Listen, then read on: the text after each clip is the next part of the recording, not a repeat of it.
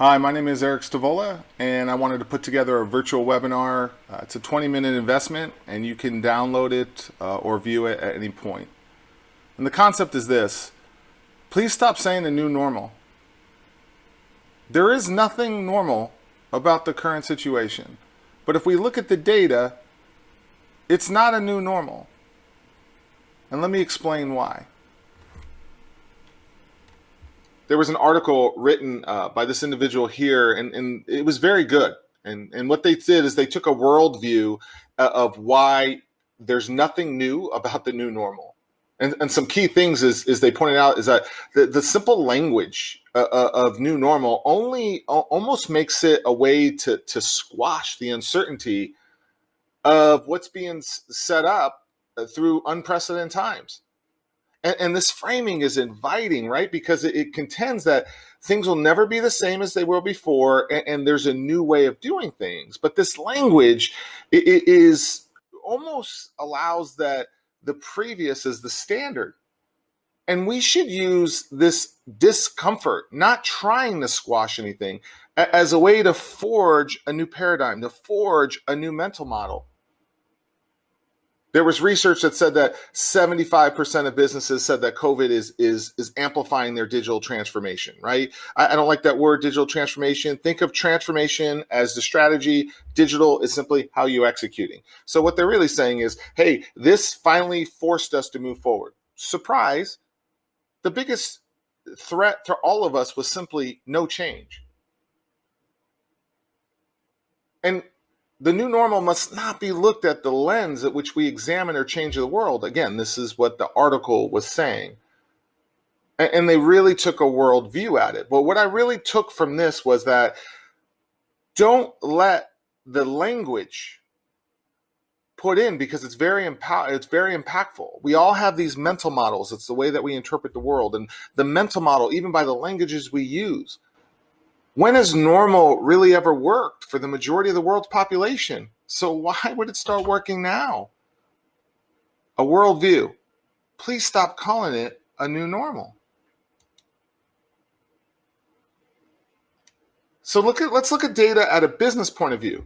Now this goes back to pre-COVID, right? This was data about 2 years ago. I know these are old, but it was data 2 years ago. And we're really surprised when we say, hey, we're going to go a hybrid or completely remote work environment. We're surprised that Google just announced, hey, remote working until 2021. Just look at the data. There was a Gallup poll that said 70% of all employees just not engaged at work. Not engaged at work. And 64% of those employees would take a lower paying job if they could work away from the office. This is a new normal? Employee productivity is important when it comes back to engagement. But at the end of the day, if you start looking at corporate real estate, right, 60% of corporate real estate prior to COVID sat unused at all times. Prior to COVID, 2 years ago. And then there were some other facts, whether it's true or not, you can argue, but the data was here that eliminating 100 workplaces can save an organization's $1 million a year. And now that there's precedent being set that we can work away, it's really a new normal? Pre-COVID. Then there was this thought that I don't think we truly understood. Again, we were aware, but awareness plus action gets movement is understanding. So hear me out. Did we really understand the rate of change? And I got to tell you, I don't think I even understand how fast it's going to happen. Let me walk you through some facts to get you to that point. Forrester said, I went to one of their seminars. They had a stat: 75% of today's S&P firms gone by 2027. When you see that, you're like, that is that real? Is that a scare tactic? And I'm only thinking, okay, I know that data is being created ridiculously fast. More data created in the last 2 years, entire history of mankind. We've all seen the infographics of the amount of data just simply created by the time I was talking. And then how do we keep up with technology? Technology humbles me daily. It's amazing how fast things improve, moved forward. But I never considered variables. Catalysts. What is that? COVID. There will be another one.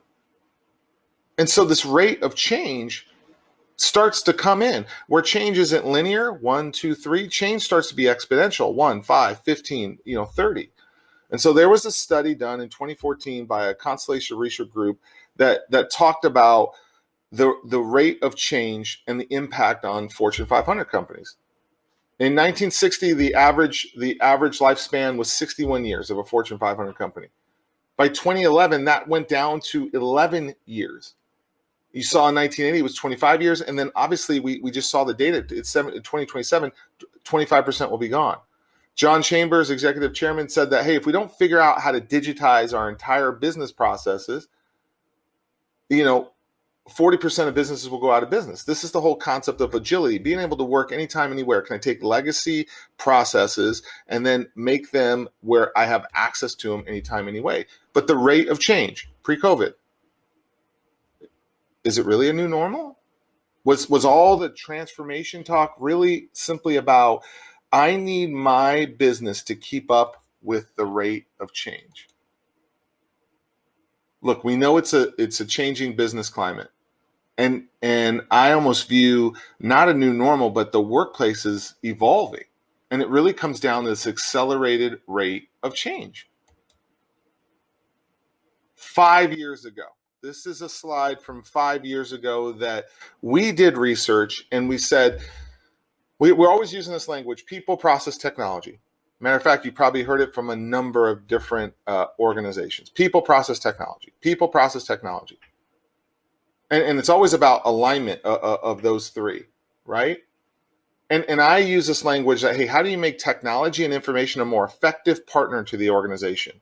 Not that it's driving, but facilitating your approach, your strategy.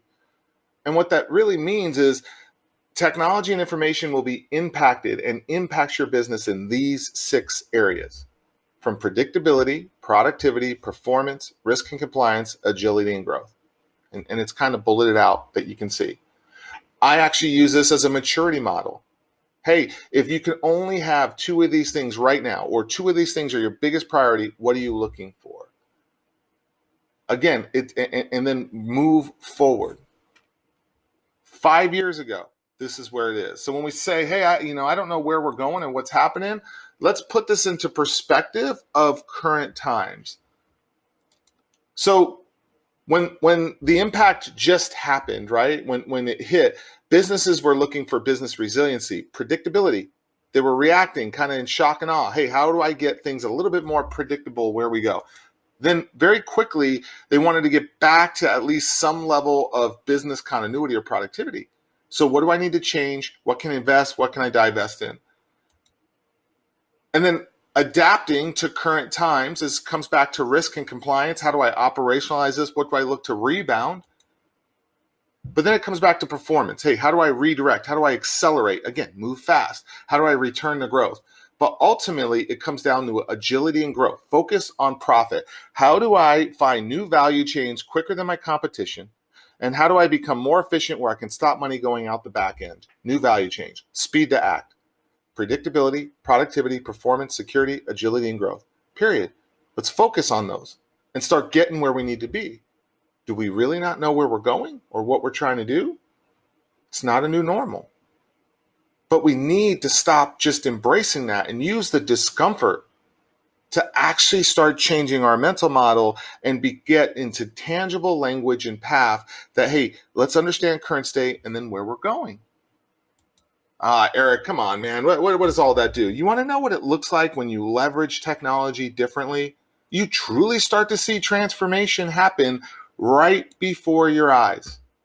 It's amazing to me, right, that these companies sold the exact same product or service. And by definition, sales is simply exchanging a product or service for money.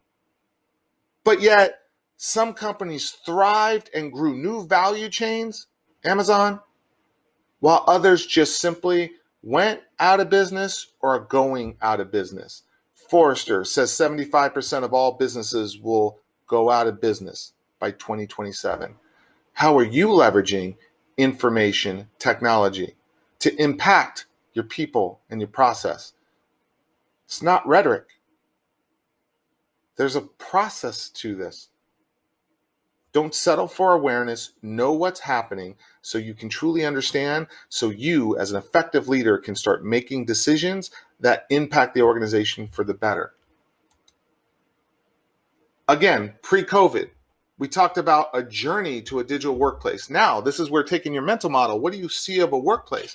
Oh, well, you know what? The workplace is now a business strategy to boost employee agility and engagement.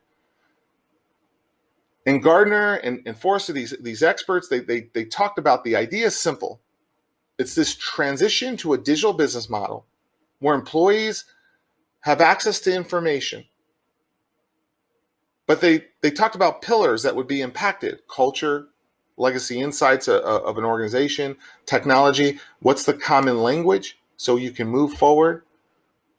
But now, how are you approaching the workplace? Again, pre-COVID, 2 years ago, these are things that we were talking about. Stop calling it a new normal.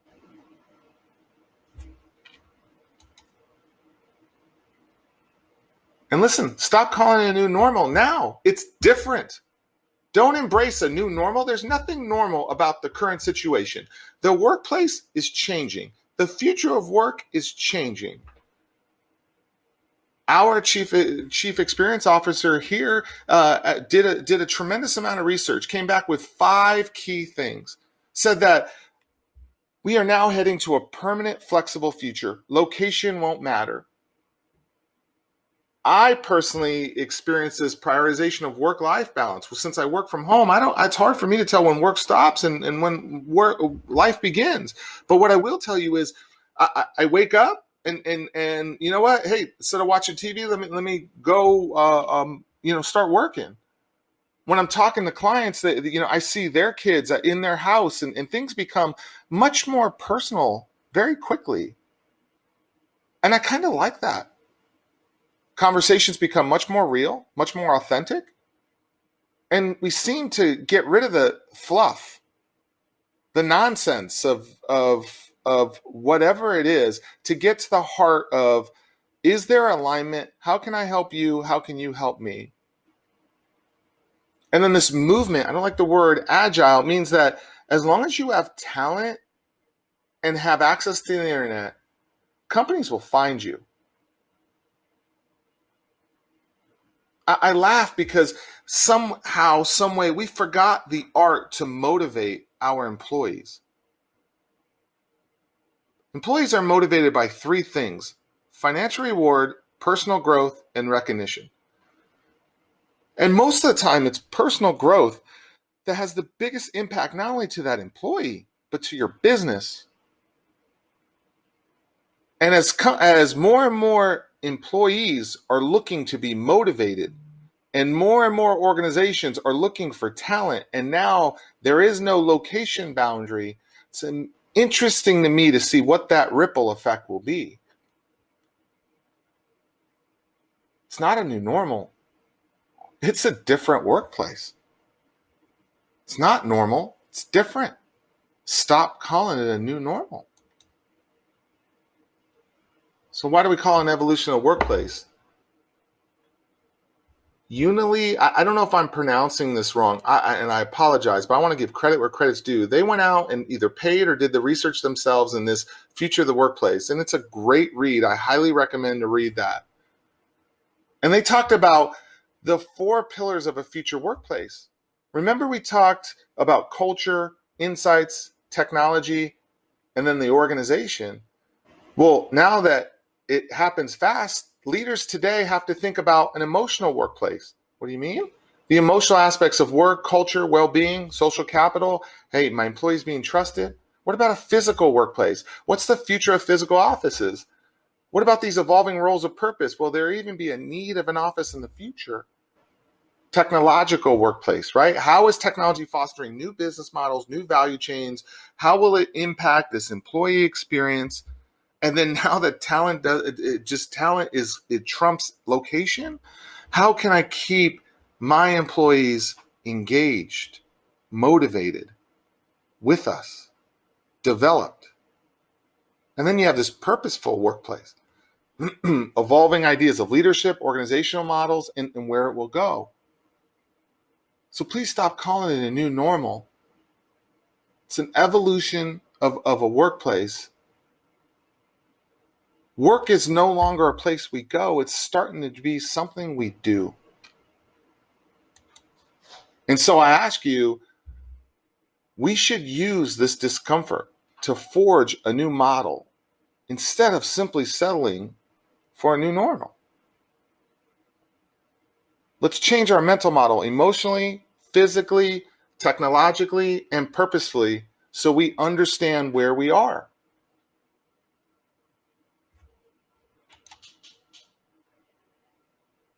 My name is Eric Stavola, and listen, I hope that if we can help you in any way, you let us know.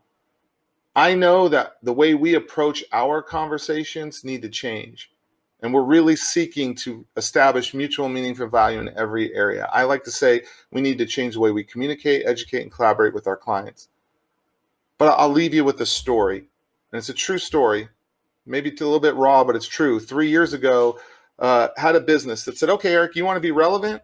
Send us your best and brightest. They actually didn't say this to me. They said this to one of our reps. And they said, we have a problem and come fix our problem. But don't talk about your product or service.